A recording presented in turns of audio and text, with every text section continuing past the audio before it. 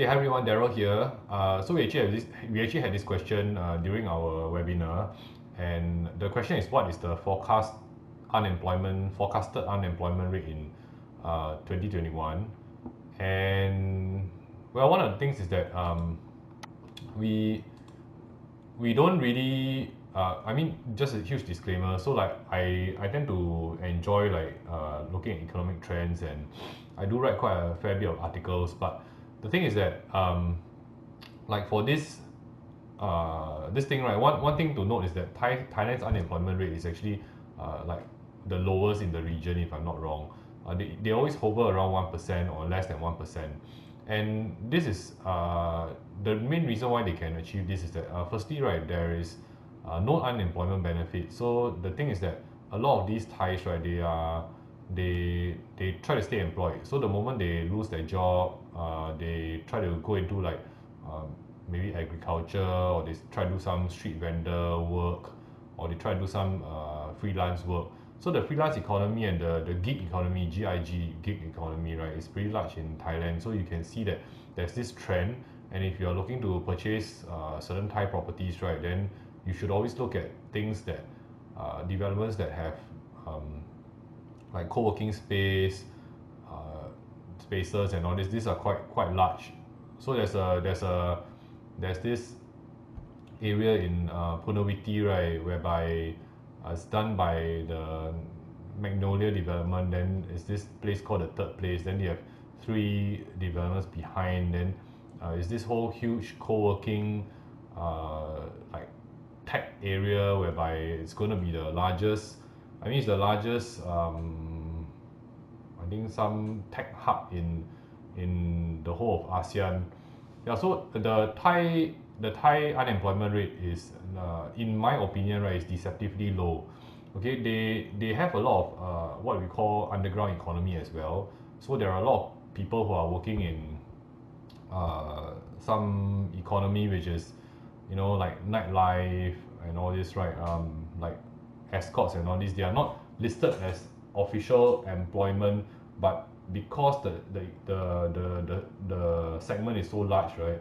The the Thai government actually takes all these to be employment as well. So a lot of them, a lot of people, they are street hawkers, they are street vendors, they do their own agriculture, they do their own farming, and that's the main reason why the unemployment rate is so low. And just like every developing city, right, or pretty developed city, right, the birth rate has come down significantly. So you see people who, like, once they grow old already, right, then they just stop looking for work. So um, the actual uh, categorization of unemployment, right, is people have stopped looking for work for more than 6 months, right? Uh, then they are considered as not part of this unemployment pool. So there are certain ways to measure unemployment as an economist, but I think that don't focus so much on the unemployment rate, because it is pretty difficult to forecast macroeconomic trends through an unemployment rate, like what is being what you call it, what's being reported in Thailand. So it's pretty difficult, because if Thailand's unemployment rate is like 1%, right, then maybe like, let's say like Singapore's unemployment rate is maybe like 3-4%. Then is that trying to say that we have a larger issue in Singapore? But that's not how it works. Okay, just remember that the Thai unemployment rate is pretty low because of all the street food vendors and everything, and it continue to be low. So that's one of the main reasons why when the Thai government wanted to rule out street hawkers, then there was a huge hoo-ha, because a lot of people make money through street hawkers. We ourselves, right, uh, we champion for the street hawkers as well, because this is a large source of income for a lot of people. There are people who are putting their children through schools through street hawkers, through being street hawkers. So there are a lot of people who are migrating from other parts of Thailand to central Bangkok, and then they work as a street hawker in selling whatever, your pad thai or whatever noodles and everything, as a street hawker.